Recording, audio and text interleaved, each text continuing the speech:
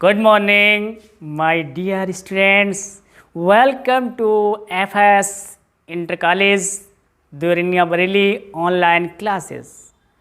तो dear students, lecture number 13 today. Topic direct and indirect speech, जिसके अंतर्गत आज यदि रिपोर्टेड स्पीच के सेंटेंस इम्परेटिव हो तो उसकी इनडायरेक्ट स्पीच किस प्रकार से हम बनाते हैं। तो यदि रिपोर्टेड स्पीच का सेंटेंस जो है इम्परेटिव में है, इम्परेटिव यानी आज्ञा सूचक वाक्य होते हैं, जिनके सेंस से यानी जिनके भाव से हमें पता चलता है कि इसमें हमें ऑर्डर का सेंस है या रिक्वेस्ट का सेंस है, एडवाइस का सेंस है या फॉरवर्ड का सेंस है या बैक्ड का सेंस है। तो जिन वाक्यों के भाव से अगर पता चले कि इसमें आदेशित किया गया है या प्रार्थना की गई है या सलाह दी गई है या सुझाव दिया गया है या किसी बात के लिए इनकार किया गया है या फिर आग्रह किया गया है, तो ऐसे जो वाक्य होते हैं वो हमारे इम्परेटिव सेंटेंसेस कहलाते हैं। और ये तो सेंस के ऊपर बात हो गई। अब सेकंड पहचान ये होती है, अगर जो सेंटेंस अगर वर्ब की फर्स्ट फॉर्म से स्टार्ट होता है, यानी उसकी शुरुआत जो है अगर वर्ब की फर्स्ट फॉर्म से होती है तो वो हमारा इम्परेटिव सेंटेंस होता है और उनके अंत में फुल स्टॉप लगा होता है। तो ये पहचान हो गई। अब थर्ड पहचान क्या होती है कि इम्परेटिव सेंटेंस में जो कर्ता होता है सब्जेक्ट यू, वो छिपा रहता है। सब्जेक्ट यू छिपा रहता है। तो मेरे प्रिय विद्यार्थियों, ये इसकी पहचान होती है कि इम्परेटिव सेंटेंसेस को हम कैसे पहचानेंगे। तो यहाँ पर मैंने एक एग्जाम्पल डिस्प्ले किया है। ये डायरेक्ट स्पीच है। आई साइड टू हिम, मैंने उससे कहा प्लीज गिव मी 10 रुपीज़, कृपया मुझे 10 रुपये दीजिए, कृपया मुझे 10 रुपये दीजिए। तो यहाँ पर आई स्पीकर हो गया, इसने ये बात किससे कही? उससे कही। आई साइड टू हिम, मैंने उससे कहा। तो स्पीकर ने ये बात किससे कही? उससे कही। अब उससे कही तो उसने क्या अपना स्टेटमेंट रखा, अपनी क्या स्पीच रखी, अपनी क्या बात रखी? तो उसने अपनी बात रखी प्लीज़ गिव मी 10 रुपीज़, कृपया मुझे 10 रुपये दीजिए। तो इसमें हमें सेंस देखना है। इस रिपोर्टेड स्पीच के सेंटेंस में जो सेंस निकल रहा है वो किस चीज़ का निकल रहा है। तो प्रिय बच्चों, इसमें जो भाव निकला सेंटेंस में वो प्रार्थना का भाव निकला। जब प्रार्थना का भाव निकलेगा तो हमें जो रिपोर्टिंग वर्ब होगी उसको हमें जो है रिक्वेस्टेड में चेंज कर देना है। जब ऑर्डर का भाव होगा तो रिपोर्टिंग वर्ब को हमें ऑर्डर्ड में चेंज कर देना है, ऑर्डर्ड में। और जब सलाह का भाव निकलेगा, एडवाइस का, तो हमें रिपोर्टिंग वर्ब को एडवाइज्ड में चेंज कर देना है। और जब मना का अगर भाव निकलता है तो हम फॉरवर्ड कर देंगे। और एडवाइस और फॉरवर्ड में थोड़ा डिफरेंस है, नेक्स्ट जब एग्जाम्पल लूँगा तो मैं आपको बताऊँगा। जहाँ आग्रह का अगर भाव हो रहा है तो हम बेग्ड का प्रयोग करते हैं। तो ये तो थी रिपोर्टिंग वर्ब, चेंज करना है हमें। अब आता है कि कॉमा, इन्वर्टेड कॉमा को जब हटाएंगे हम तो वहाँ पर हमें कंजक्शन भी लगाना पड़ता है। जैसे अब आप पढ़ चुके हैं, मैं आपको पढ़ा चुका हूँ। तो जब रिपोर्टेड स्पीच का सेंटेंस इम्परेटिव होगा तो हमें कंजक्शन के स्थान पे ना तो डेथ लगाना है, ना ही इफ या वेदर लगाना है। तो अब हमें क्या लगाना है? अब लगाना है टू। अब हमें कंजक्शन के स्थान पर टू का यूज करना है। और फिर जो सेंटेंस होगा उसको हमें सेम रख देना है। और पर्सनल जो प्रोनाउंस होंगे उनको वैसा ही हमें चेंज करना है जैसे हम अब तक चेंज करते हुए आए। तो प्लीज आओ चेंज करते हैं।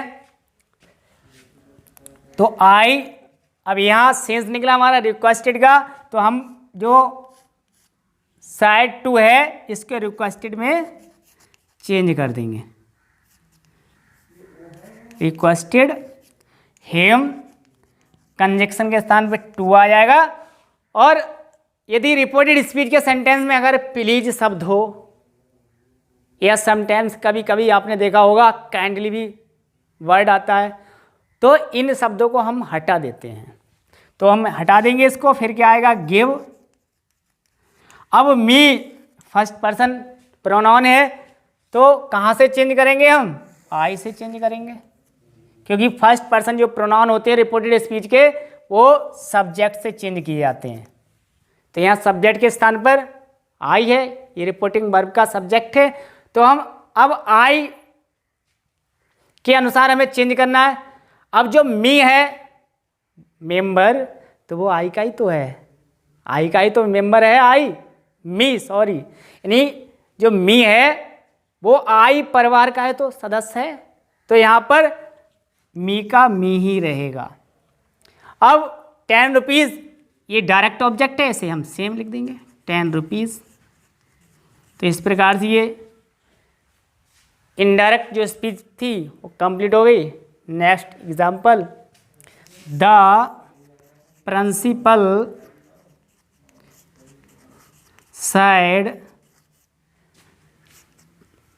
said to the peon, ring the bell। तो ये एग्जाम्पल है the principal said to the peon। प्रधानाचार्य जी ने चपरासी से कहा रिंग द बेल, घंटी बजाओ, रिंग द बेल, घंटी बजाओ। तो यहाँ पर अब प्रिंसिपल जो वर्ड है प्रधानाचार्य जी ने अब किससे कहा? पीएन से कहा, पीएन से कहा। अब क्या बात उन्होंने कही, क्या कहा? रिंग द बेल, घंटी बजाओ या घंटा बजा दो। तो यहाँ पर जो सेंस निकला सेंटेंस के भाव, सेंटेंस का जो भाव क्या निकला? ऑर्डर का निकला। ऑर्डर दिया, ऑर्डर का भाव निकला। तो जब ऑर्डर का भाव होगा तो जो रिपोर्टिंग वर्ब हुई, सैड हुआ या सैड टू हुआ, हम उसको ऑर्डर्ड में चेंज कर देंगे। तो यहाँ हम इसको इनडायरेक्ट स्पीच में बनाएंगे the principal ordered the peon, conjunction के स्थान पे टू रखना है, रिंग द बेल। इस प्रकार से इनडायरेक्ट स्पीच कंप्लीट हो गई। नेक्स्ट प्रियचो, नेक्स्ट एग्जाम्पल है my father said to me do not tell a lie. My father said to me, मेरे पापा ने मुझसे कहा do not tell a lie, झूठ मत बोलो। यानी तो ये डायरेक्ट स्पीच हो गई, यानी मेरे पिता ने मुझसे कहा do not tell a lie, झूठ मत बोलो। तो ये रिपोर्टेड स्पीच का जो सेंटेंस है do not tell a lie, झूठ मत बोलो। तो इसमें काहे का सेंस निकल रहा है? झूठ मत बोलो। किसने कहा?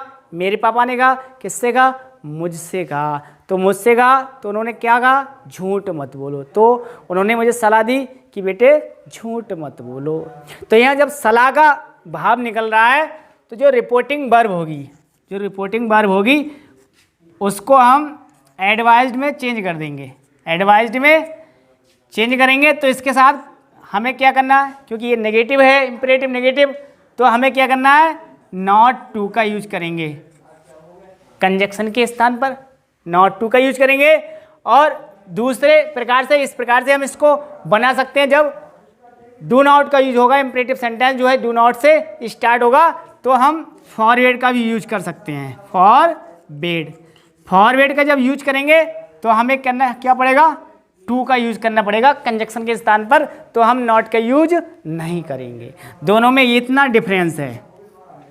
अगर एडवाइस का यूज करते हैं तो नॉट टू लिखना है डू नॉट के स्थान पर, और फॉरवर्ड का यूज करने हैं तो हमें टू रखना है, नॉट नहीं लगाना है हमें, क्योंकि फॉरवर्ड अपने आप में एक नेगेटिव वर्ड है, मना करना फॉरवर्ड। तो इस प्रकार से इसकी इनडायरेक्ट स्पीच बनाते हैं। My father advise me not to, यानी डू नॉट की जगह पे हमें क्या करना है, नॉट टू करना है। डू को हटा देंगे हम, नॉट टू हो गया। टेल अ लाई, तो इस प्रकार से ये इनडायरेक्ट स्पीच बन गई। अब दूसरे प्रकार से बना के दिखा रहा हूँ जिसमें फॉरवर्ड का यूज होगा।